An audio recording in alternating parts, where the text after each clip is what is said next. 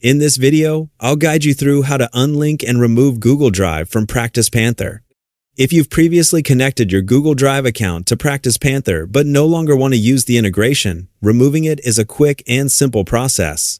There are several reasons why you might choose to disconnect your account. You could be switching to another cloud storage provider, changing the way your firm manages documents, or simply cleaning up integrations you no longer need.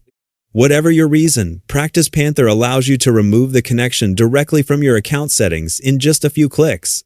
To get started, sign into your PracticePanther account and make sure you're on the main dashboard. Once you've reached the home screen, look toward the top right corner of the page and click on your profile or account name. This will open a drop-down menu with several account management options. From the menu, select Settings to open your account preferences. After the settings page loads, you'll see a navigation menu along the left-hand side of the screen.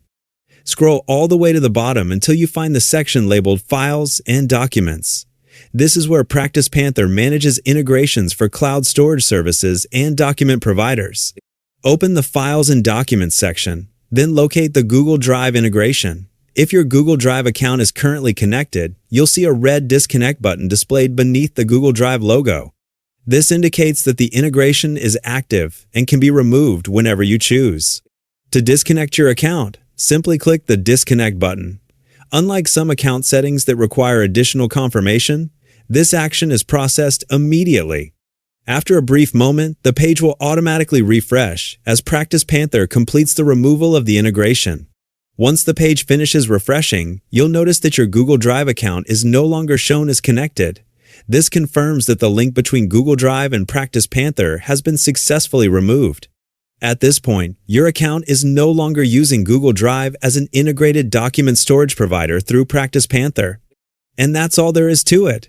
Removing your Google Drive integration only takes a few moments and can be done whenever you need to update your account or switch to another storage solution.